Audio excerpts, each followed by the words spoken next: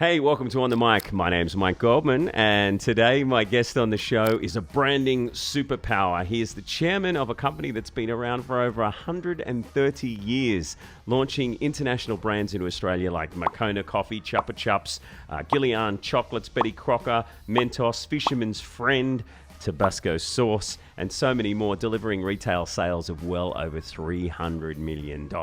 He's walked the Simpson Desert, he's climbed Mount Kilimanjaro, the tallest freestanding mountain in the world, and his work with charities is absolutely unstoppable, probably why he's a member of the Order of Australia.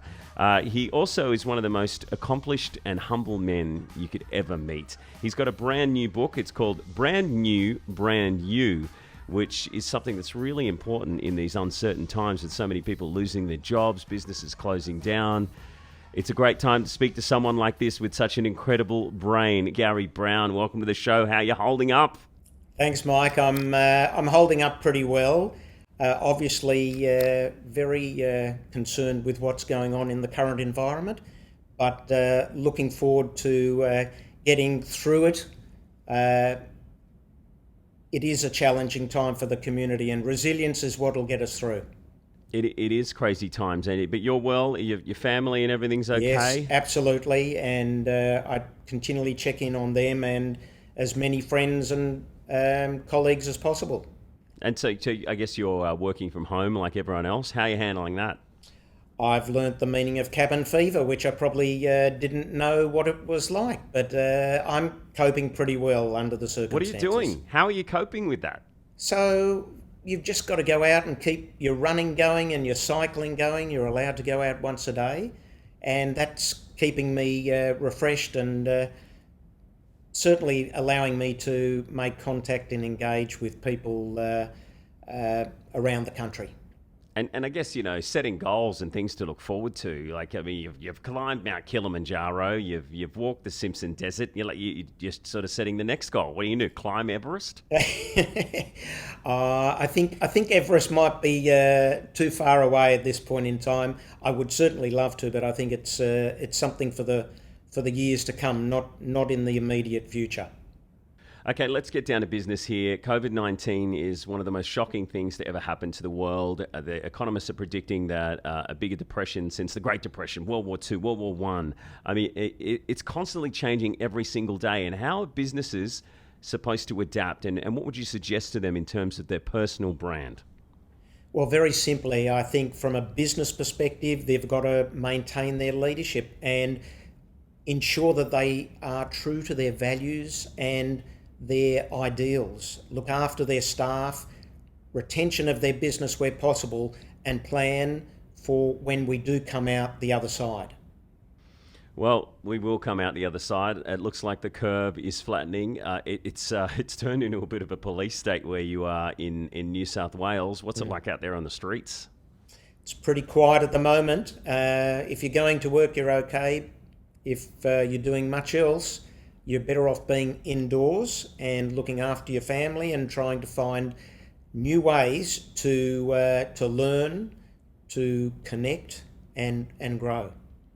Did you see in Western Australia they've actually got a little drone with flashing police lights on it and a camera and a megaphone telling people to get off the streets? It's like something out of a science fiction movie. And, and most of those disaster movies center on New York. And that's exactly where the epicenter of this problem is right now.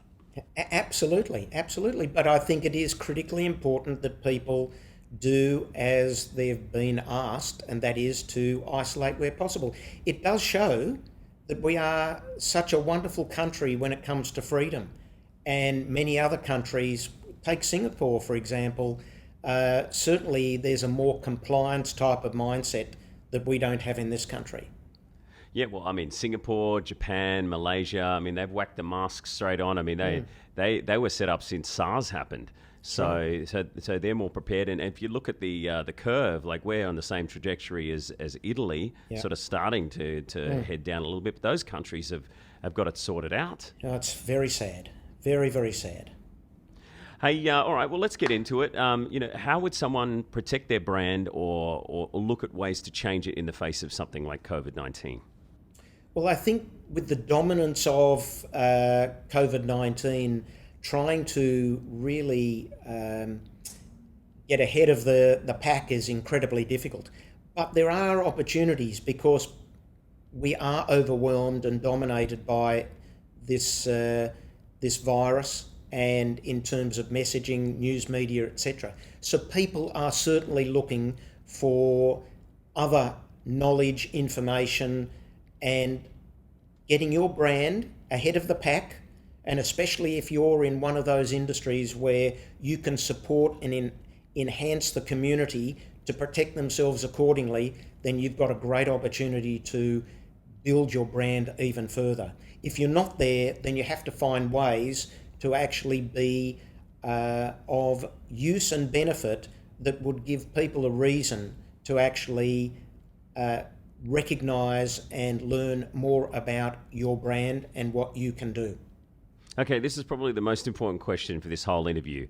Like, more people have been laid off now than ever in the history of our country. They're in isolation, they're in lockdown. Consider it a cocoon, if you will, because eventually you can come out of your cocoon like a beautiful butterfly. So people would be sitting at home thinking, what am I going to do? What's my next move? And I guess your best advice would be to focus on your brand. How are you going to change it? How are you going to focus on your values? How are you going to relaunch yourself in a way to be that beautiful butterfly when you leave your cocoon? Very true, and I think the fact that they have some time to do that is to sit down and really understand what they want to do and who they can turn to get some advice and guidance. If they've got a confidant, a mentor, someone they can speak to that's going to at least give them some help in terms of crafting what their purpose is and how they can actually make an impact on their next role and next career. So it's constantly changing, Garry. I mean, you watch the news every morning and something different is happening, whether it's a lockdown or if it's your hospitals being built. Economists saying that 1 second that we're going to have a mini boom as soon as this is all sorted out. And the other side, they're saying it's going to be, like the Great Depression or, 10 times worse than the 2008 GFC. What do you do on a daily basis when you constantly looking at your brand, and is it something you would just have to adapt to with what is going on in the current climate? Well, I think very simply, as far as your own brand is concerned, it's about holding your values, your morals, and your behaviours in line and in sync. It's really about trying to keep you cool and trying to navigate some of the challenges, and there'll be many things thrown at you in this difficult environment. But this happens in business on a day-to-day nature, whether we've got crisis or not. You're always challenged with difficult decisions, and you have to navigate and ensure that you engage all those around you in a relevant way. So when you say your values, your core values, if it's a business or if it's a personal branding thing, what kind of values are we talking about here? Like you're the kind of person that will walk a little old lady across the street, or someone who donates to charity, or someone who dresses really well, and is it the look? If you've got Donald Trump fake tan, or you dye your hair, I mean, what do you talk about here when you mean values? Values are very much about respect for fellow human beings. It is what you hold true, and the way you speak, the way you act, and the way you behave, and the way you treat others. At the end of the day, it's values that community expect and you expect to be treated. And so how do you maintain your relevance in the current climate? Obviously things constantly changing. Maybe your business isn't so relevant anymore. I mean, how do you focus on your own relevance? Sorry, how do you focus on your own relevance, and how do you make it fit in with what's going on at the moment?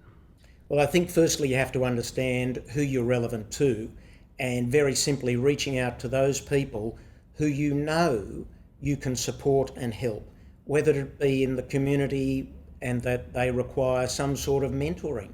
For my mind, just being a sounding board for people who are challenged in business or in the community is in itself a way of being able to help others and at the same time being relevant to them, because you're adding value by listening and maybe guiding them accordingly. So, who is doing it well at the moment? Surely you've seen different brands stepping up to the plate. They've obviously got great leaders in place. Who would you say is using their personal brand successfully in the turbulent months that we've seen? In the current environment, I've got to say that the medical fraternity are doing it incredibly well. One that comes to mind is Michael Carr-Gregg, who really has been quite articulate in terms of the way in which he's given good advice and been a sounding board for not only media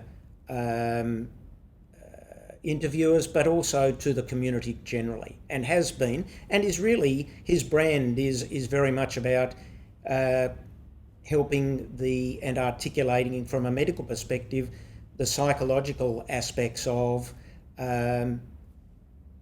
issues that occur in society. And so, someone like that, I guess, what have you actually seen him doing? Is it like you're talking about his brand out on social media? Is he, pushing, ads out there somewhere, or is it his messaging that he's sending out in emails? And in what way are you talking about? I think his messaging, but also in the mediums in which he's choosing to be involved, and mainstream media is probably where you see him the most. Certainly, his messaging in other forms of social media are known as well. But he's very guarded. He protects his brand incredibly well, and as a medical practitioner, you've got to do that. Yeah. So what about someone along the lines of a politician, for example, ScoMo? I mean, the poor guy, he's like the Stephen Bradbury of politics. He was just the last man standing and ended up being Prime Minister. He's had to deal with floods and bushfires, and now this, which is one of the worst catastrophes that probably we've ever seen in this country, other than, a World War I or II. Where do you think his brand's standing at the moment, and what would you do if you were him? So firstly, I think the majority of people would say the last thing they'd want to be is in his position.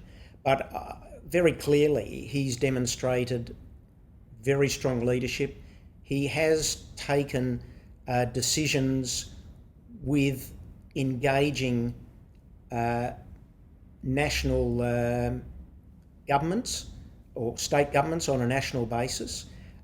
He has demonstrated leadership in terms of articulating what he believes is right. He makes it very clear. He's very articulate. He balances his position in terms of what he's decided and what he sees as the potential pitfalls going forward. He does indicate the steps for the future, and I think it's incredibly important as a good leader that you actually can communicate accordingly. And branding is about leading from the front and making sure you can communicate your values, your philosophies, and your positioning in difficult times and in good times. And we're in difficult times, and I think that as a leader, he gets full marks. Man, he has a tough job ahead, doesn't he? So how would someone identify their own personal brand if, say they're an actor or someone that owns a coffee shop to, someone uses a used car yard and they're thinking, what is this personal brand thing? I just do my job and I go home at the end of the day.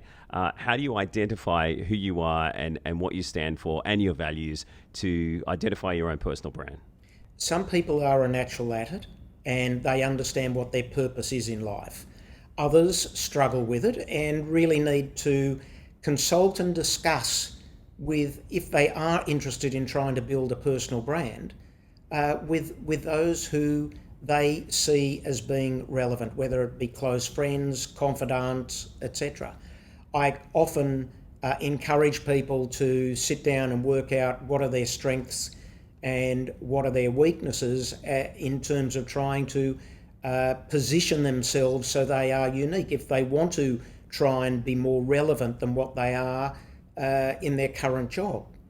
And that takes a bit of time, but sometimes the best people to ask are the people who you work with as to where people see you and what they see your purpose and where they want or think you should be in terms of building your brand.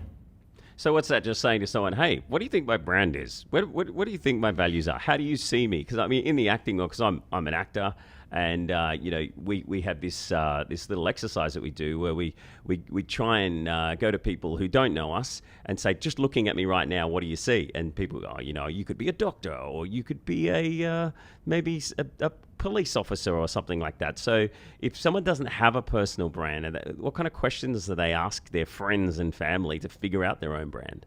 Well, I think firstly, it's not what you do, it's who you are. And firstly, being able to ask people the question, you firstly got to understand yourself, who you think you are. It's no use asking someone, what am I, when you haven't got a view of it yourself. So the first thing is, I'm a great actor, to take your example, and I really want to add value and add impact to others. What is the important thing that you see I can do? And it's about having that dialogue and discussion. But I think you've got to be in touch with your own purpose first before you actually go and ask others about it. So you've launched some of the biggest international brands in the world in Australia, and one of my favourites that you've done is Tabasco sauce. How do you measure the success of something like Tabasco? I mean, this stuff, it goes in cocktails. I put it on pizza. I'll put it on my eggs for breakfast in the morning. Is there something else you're going to launch soon, like you can use it as deodorant or something like that? How do you measure it? That's obviously so successful, but how do you measure that success? Well, there are various ways you measure that in terms of obviously the sales of the product, number one, the revenues that come from that, but also importantly what they call aided and unaided awareness, in terms of, do people know the brand and do they know what they should be using it for? And those sort of things are measured on a regular basis by engaging with the users, the consumers of the brand Tabasco, which is a brand that's been around since the mid-1800s, 1863. What is in that stuff anyway? What is in that stuff? Yeah, why is it so good? It is. Obviously, I don't know. I thought you might know the ingredients off the top of your head. The ingredient. Of course, I knew what you were saying, but it's amazing. It is, and it's basically peppers and vinegar and salt, nothing more. And it's matured. It's all the brand. It's all about the branding. It wouldn't be selling here if it wasn't for you. But brands go through cycles, and sometimes they're relevant at a moment in time, and at other times they fall out. And Tabasco has become more relevant in recent times because cooking and the flavours and tastes of foods have become critical and important in today's society. And being in a multicultural and global environment, those sort of tastes of different cuisines have become a prominent part of society. And hence, Tabasco's come into its own. So what does it mean to be lost or stranded in the world of personal branding? You hear some businesses say that, where they've got a lack of direction. What does that all mean? Well, I think they've lost their direction because their consumers have deserted them. The consumers have deserted them for either competitors, or the brand has actually not maintained its relevance. As a result, consumers have gone either to another product or brand, or they have stopped consuming that particular style of product. And so what you see is, with trends, there are fads, there are fashions. Consumers move through different stages, and we see that all along, that brands can fall in and out of favour.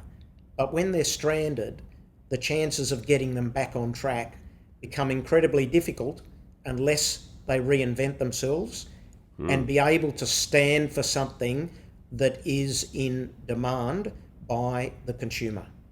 So who is someone that you think has reinvented themselves and their personal brand, and it's worked really well for them? First one that comes to mind for me is someone like Roger Federer. I mean, he was unstoppable for so long and then all of a sudden started getting beaten, and he decided to take 6 months off to train and focus on his brand.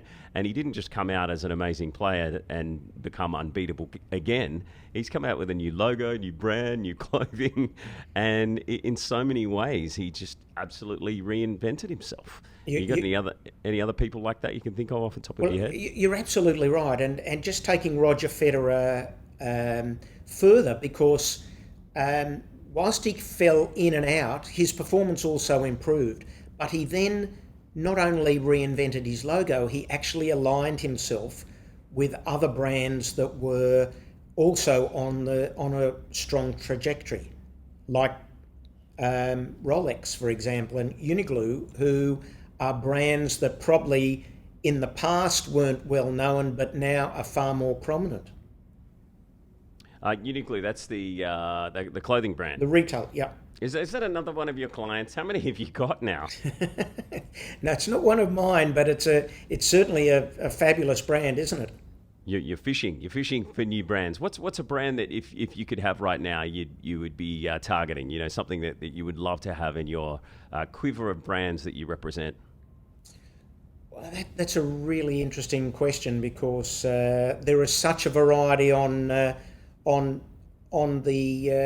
market. It really comes down to brands of the future, and there are certainly plenty of brands that are there. I wouldn't like to mention one in particular. Okay, because that would look like you're trying to steal someone's client. Potentially, yes. I don't want to get you in trouble. So how can our behaviour and our perceptions conflict? You know, what can we do to ensure that they work together? So behaviours and perceptions, as they align with values, because very simply, your values, and it's the old story of talk the walk and walk the talk. Yeah. And if people see your values conflicting with your behaviours, it actually brings a question mark about who you are and what you really stand for. And they can conflict at times. And the perception that they conflict means that you haven't articulated your position very well. Or in fact, the target, those who are looking at you, are not recognising that things have moved on, because your values can change over time in terms of the expectations of the target market or the community in which you're in. So what do you think would be a good starting point to develop your brand? So I think very simply, to understand, you need to firstly understand yourself. What is your purpose, number one? And what I sometimes talk to young people about is, what is their elevator statement? What is the impact they want to make on their job, their community, their family, etc.? And start articulating that. And then find someone who's a confidant, who's a mentor, someone who can actually talk through those issues with you to actually formulate a basis by which you can move your brand forward. So what do you reckon, what would your elevator pitch be on yourself and your personal brand? Do you have one? Yes, I do. And I believe I'm the catalyst for helping people and organisations realise their true potential.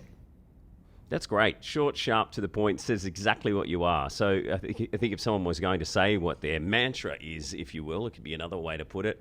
It's got to be short, sharp, sweet, to the point, so people absolutely get it. I heard someone say one the other day that I thought was kind of cool. Actually, it was for an entire, the biggest stadium management group in the world. The CEO said their mantra was occasionally right, but never in doubt. Because I mean, they're a company that's rolling their dice a lot, obviously putting on events and all that kind of stuff. So yeah. I do love that short, sharp, sweet approach of just narrowing it down. So what can we take from successful business brands and incorporate into our own personal branding? Well, you need to start off with something that is going to be needed and wanted by others. So what is it that you can offer? So there's got to be that reciprocity of need, want, need, and the benefits accordingly.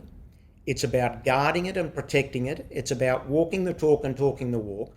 It's about continually reinventing yourself when you recognise you're not getting the traction that you think you should have, and working on trying to improve that, whether it be in terms of training and development, in terms of building your profile, in terms of seeking advice, knowledge and guidance with those who are around you or through a mentor. Those sort of elements are all coupled together to try and bring a better presentation for you to develop and build your brand. So, are you ever approached about someone's brand that's been damaged, like an accident has happened with a business, or someone's been caught with their pants down, who's CEO? Do they ever come to you and say, "Hey, how do I fix this? How do I look good again?" If you're talking from a branding perspective, yes, I do have that discussion. In terms of individuals and their brands, I haven't had to deal with specifically someone whose brand is damaged and how they would fix it. I certainly have had the discussion of how you would go about taking that brand to another level, but it's a real challenge when you've got a damaged brand to reshape and reinvent it. Not impossible, but very difficult. So you've done a lot of charity work over the years. I want to touch on that, and you still do. How do you choose the right charities that are relevant to your brand and the right way to give back to society to be a part of who you are? So sometimes, let me say up front that sometimes the charity selects you as opposed to you select the charity. I know Charlie Teo, who's ringing me all the time, getting me to host random events everywhere, and I'm like, dude, I've got to go and earn some money sometime. I can't keep working for free. But they do select you, and I do a bit of charity work myself. But it is such a great feeling to know that you are giving back to society and you are making a difference. And how do you incorporate that as well into your brand without looking like you're grandstanding? So I think very simply, I look at different categories and segments that I think I can add value. My starting point is, how can I improve their commercial approach to the way they build their organisation? And very often in the non-for-profit, they haven't got the money to build their organisation and their profile, but they need to improve their branding to actually be attractive to their donors. And so I spend my interest is spending time with organisations where I can help lift the profile of the brand and in turn will be attractive to potential donors and funders to get more money so that they can achieve their outcomes. And whether it be education, whether it be in health related areas, I have a broad range. I am not necessarily selective with particular organisations. And, for example, having been in Rotary for 25, 26 years, Rotary is covering such a broad cross-section of the community. So we're not so selective between education, health. It's the needs in the community and who needs your help. So there's a hell of a lot of charities out there that do need help. And what would be the first thing you'd say to a charity? Because the first thing that they want to do is raise money. How do they find those people who are philanthropists that might be regularly donating $1 million here or $100,000 here there? How would you tell them to approach those kind of people and set up maybe a mutual benefit for both of them? So I think the first thing is to ask, what is your value proposition? What is your purpose, and how do you articulate your purpose, and how does that attract and interest the potential donors? And what is the win-win? What does the donor get out of it apart from just feeling good? And what is it that you can offer them to show the impact of their investment in your organisation? So I go through a lot of questioning with those who are in that fundraising space to try and get them to align their organisation and their people so they're all talking and asking the same questions and promoting it in the same way. It's tough. It's hard to stay relevant as a charity, and especially with what's going on at the moment. It's crazy out there with COVID-19 all over the place and on the news every 2 seconds. What would you say to a charity out there, like for example the Charlie Teo Foundation, who just recently we were supposed to run the Rebel Ball over at Luna Park, and that's I was supposed to host it. It was the biggest fundraising event of the year for them. It's raised millions of dollars before. Now that those fundraising facilities are gone, what would you suggest to people like that? So I can name a number of other organisations who've raised the same issue with me. And that ball of Charlie's, I know have been to it, so I know what it raises. And other organisations raise similar monies on different times of the year. What I've suggested is they have to be innovative and creative.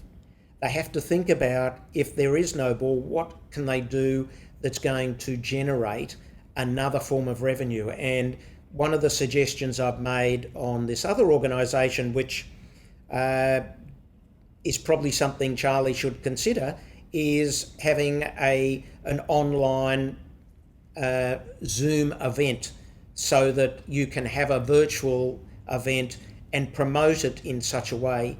Obviously now with groups of people being reduced from 10 down to 2, it becomes incredibly more difficult.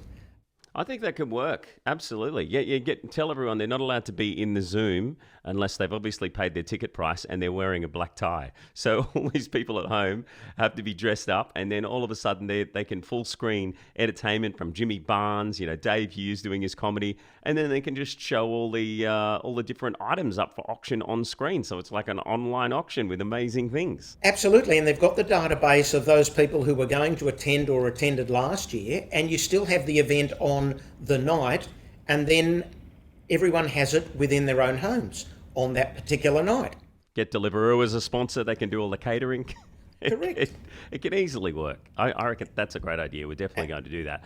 So you've been a CEO of your company before. Now you're the chairman. There's a lot of CEOs out there on LinkedIn who would be watching this, and they're probably thinking, okay, I'm getting older. A company's getting older. How do we stay relevant over time? And how do we keep in touch with the youngest members of the organisation and seek their feedback? Because millennials are so in touch with their own personal brand, especially if they've got a little bit of a following online. And how would a CEO in their 50s talk to them without being ignored? So very simply, I would, when I was CEO, seek feedback from the youngest people in the organisation and make sure that I had the opportunity of maybe just having what we used to call a brown paper bag lunch, where you'd come and sit round the table and talk about the boardroom table and talk about ideas and issues they may have. Obviously, I'm not in that position now, but what I try and do to maintain that relevance is to encourage young people, to mentor young people, to get an idea and understanding of the way they're thinking and how I can help them. And I would probably get, I think, at least 1-2 a month that would contact me to seek some sort of guidance, ideas. And my metaphoric door is always open to any young person to actually send me a note and give me some feedback, or at least ask my advice on anything. And that's how I stay relevant.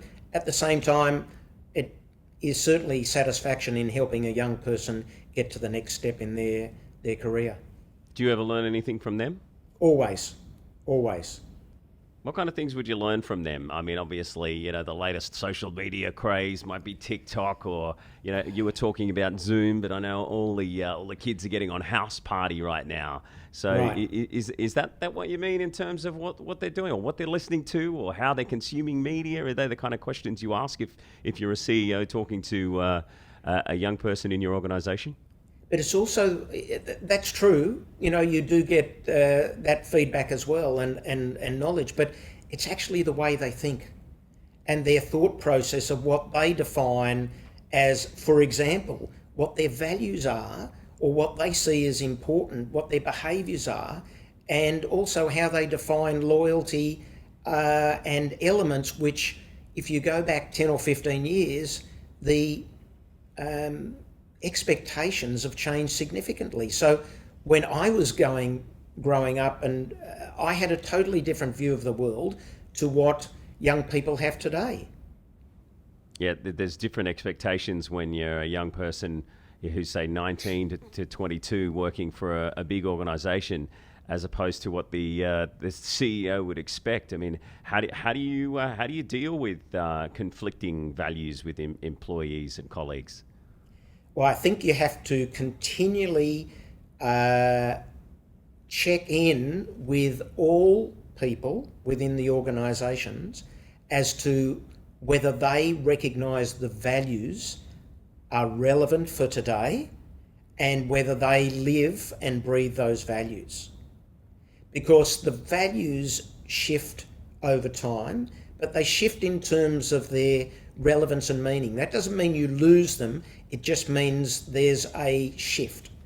And if those people don't live by those values, they in time will just drop off because they won't feel comfortable being in an environment where the values are aligned in the majority of instances and they're not aligned.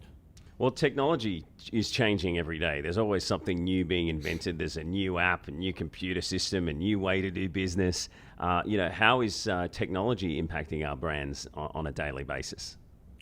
So I don't think it's technology that actually impacts our brands. It's the way it's delivered. Technology will help that brand in terms of the speed by which you deliver it. But you also have to recognise that the brand is something you have to protect through different channels. Technology has allowed us to use different channels to deliver our message. And it's a matter of how you guard that brand to ensure it goes within those channels to ensure that it's relevant to the channels in which you're positioning yourself. So, I mean, how do you see it changing in the next, 4, 5, 10 years even when you're putting out your messaging and you're engaging with your fan base or members of the public that might like your brand, whether it's a business or a personal brand? Do you just jump on every new social media that comes along, or do you just say, okay, nope, we only put out our branding on YouTube and that's it? Should it be everywhere? No, it shouldn't be everywhere. You need to be considered and you need to treat your brand and your positioning in a strategic sense. And that means being considered in what forums and what target market you actually want to present yourself. Whether it be LinkedIn for a business perspective, or whether it be from a Facebook from a more jovial perspective or family perspective, you might decide to do that. But it is very clear that if you want to protect and manage your brand, you need to be selective with the channel in which you present yourself. So, say if you're about to retire, do you continue your personal brand into your retirement years? We've talked about the young ones. Let's talk about the older generation. Is it something that they'd still need to focus on, or is their brand set in their ways because it's been there for so long? Well, if I take my own personal perspective and the way I looked at it, I started considering and planning what I would do once I stepped out of an executive role.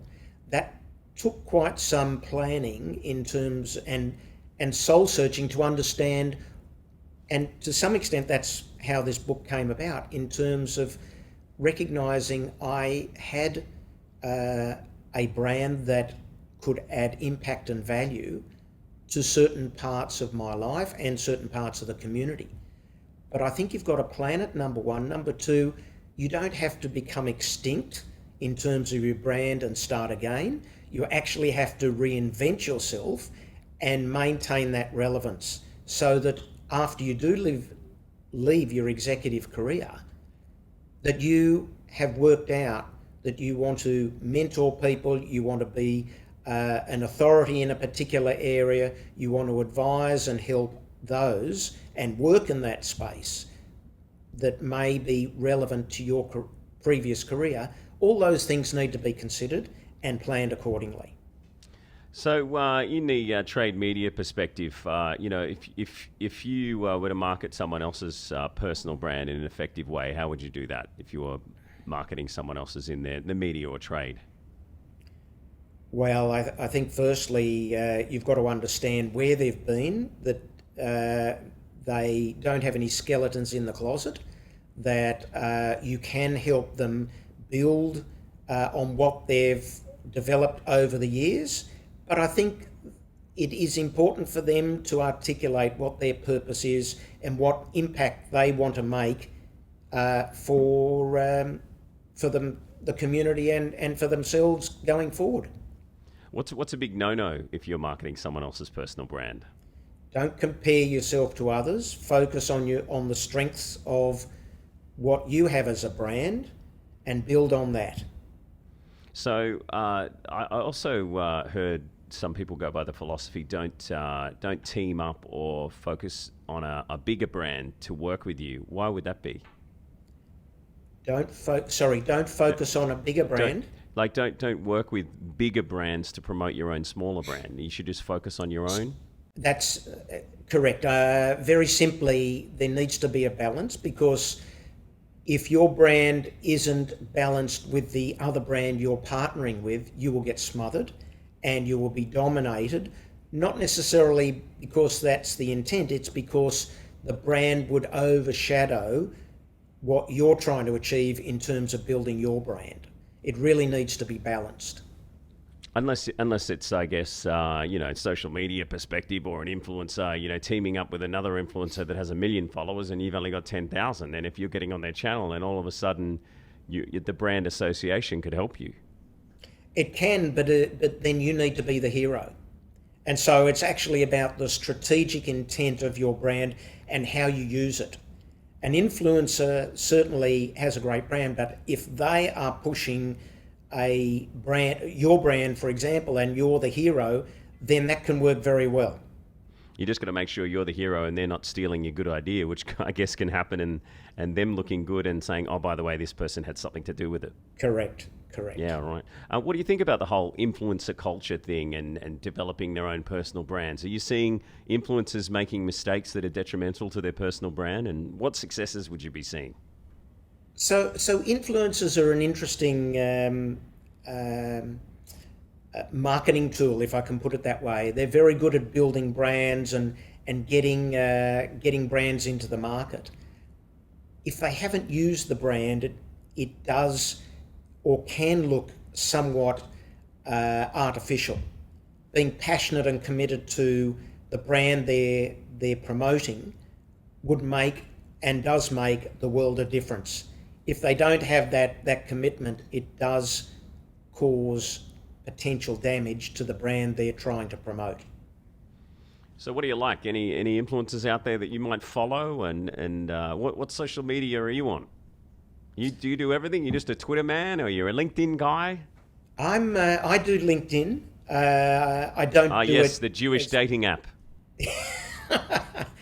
No, I don't do any of those apps. I do a limited amount of Facebook, very limited there, and I do a little bit of Twitter, but not a hell of a lot. Social media, to be quite frank, is not something I have been doing in the past, but in terms of really developing and promoting the book, I will certainly be doing more. Do you, when you get on social media, like whether it's Twitter or LinkedIn, and you see a post and you go, oh, that fires me up, do you go, whoa, what's my personal brand? I don't think I can say that. Do you have to constantly second guess yourself? It's the old story of walk the talk and talk the walk. You have to be clear and you have to be true to what your values are and what you stand for. Because, from my perspective, like I'll see something on social media, whether it's the Greenland Group sending all of the medical supplies to China, or if it's I see a video on 5G and them talking about how it's bad for you, and I go, yeah, it must be bad for you, and I do a bit of and I go, oh, wait a minute. I'm the fun guy that's sending a good message to people, and I'm trying to make the world a better place, not piss people off and upset them and make them all a little bit more confused. So that's really good advice to people out there to not get sucked into a whirlpool of social media to mess up their brand, I guess you could say. Absolutely. So, from a parent perspective, I got a brother who's just had a kid, and he might even be in that room with you right now, filming this interview. And when you have a personal brand and it's already out there and people know who you are, and then when you've had a kid, I mean, how do you shift your personal brand because you've now had a child? You maybe give a few tips on how you can continue to develop your personal brand when you've had a kid. So, it's interesting you ask that question because I have two sons, and from my perspective, having another string to your bow and expanding your capacity and capability, you become, you don't change your brand, but it actually brings another dimension to your brand, which can only enhance what impact you have on the people around you and those who you influence.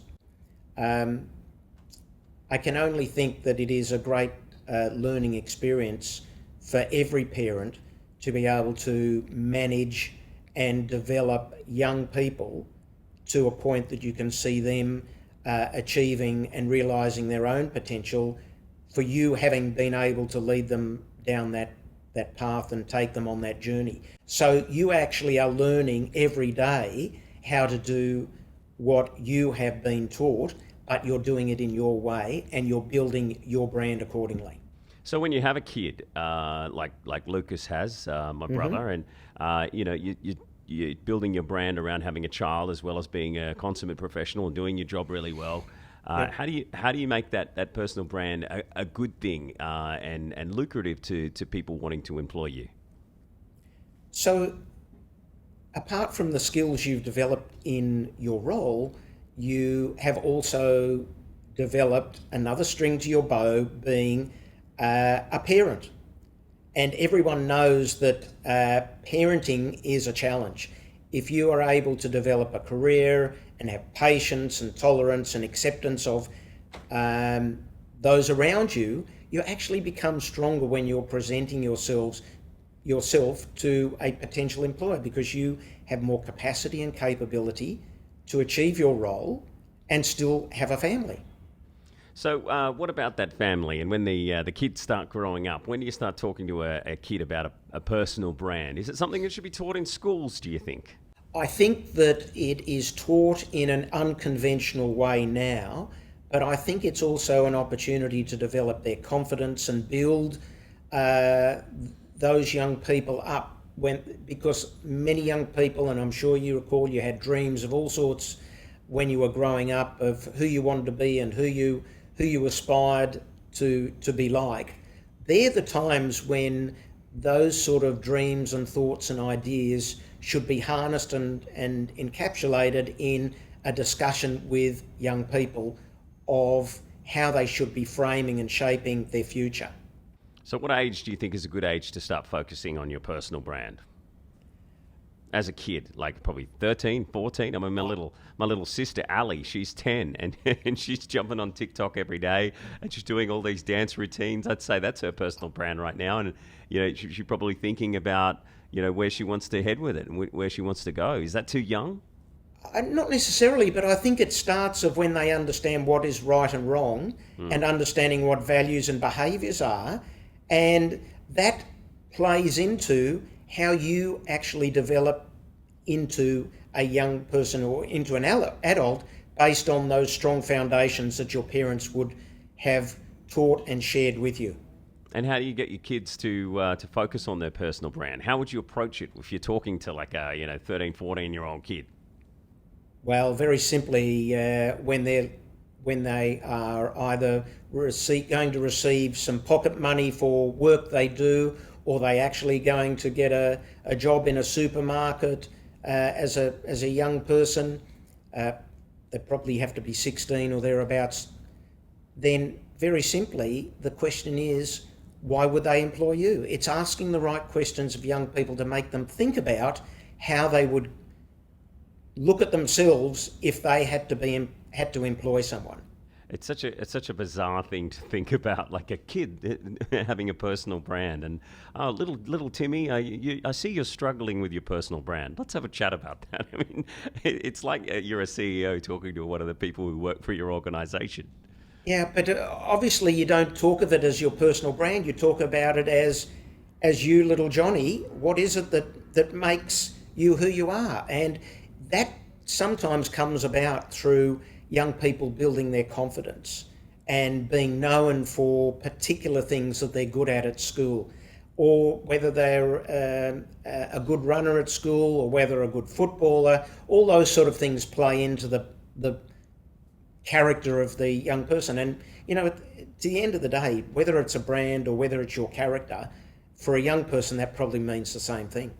Do you think that kids today are losing their personal brand a little bit because of, being on social media so much and seeing everyone from, the Kardashians to some model or some rock star doing something ridiculous and they're just trying to imitate them? I think the issue is that we don't spend enough time with the important things like values and behaviours. That has been lost to some extent. And social media does not allow for young people to really be taught and be guided as to what good values are, what etiquette is, what are the right approaches to your friends, behaviours, etc. That plays into your comment about the Kardashians, etc. When you're looking or watching TV, those sort of things just are lost. Yeah, absolutely. I mean, I think it's just a matter of making sure that you stay true to yourself. If you're a CEO or a retiree, or someone looking for their next job, or a little kid figuring out what their brand is, figure out who you are, what your values are, and stick with it for as long as you can. Garry, I'm really excited about reading your new book, Brand New You. And it's available in, actually you can pre-order it because it's coming out in May, I believe. And it's available at Booktopia, Dimmicks and QBD. Who should be buying this book? Everyone? Anyone who wants to be relevant or maintain their relevance throughout life. Whether you're a grandfather, whether you're just starting out, wanting to secure a job. Anyone who really wants to build their brand, improve their brand, and get more out of life. Well, we've got 10 copies of the new book, Brand New, Brand You, to give away right now to those of you that made it to the very end of the interview. It's a little treat for you just for watching the whole thing and being a part of the show. All you got to do to win it is just share it and tag one of your friends and maybe make a little comment like, wow, got to get this book. Oh, I really like this Garry guy. He knows what he's on about. Or, gee, isn't Mike really good looking? Whatever you'd like to write, and we'll choose a few of those people that share this interview right now. So, Garry, thank you so much for being on the show. And thanks for sharing your wealth of knowledge, and especially in these troubling times. And mate, I hope to have a chat to you again sometime in the coming months, and when things have calmed down and a hell of a lot better. Look forward to it. Thanks, Mike.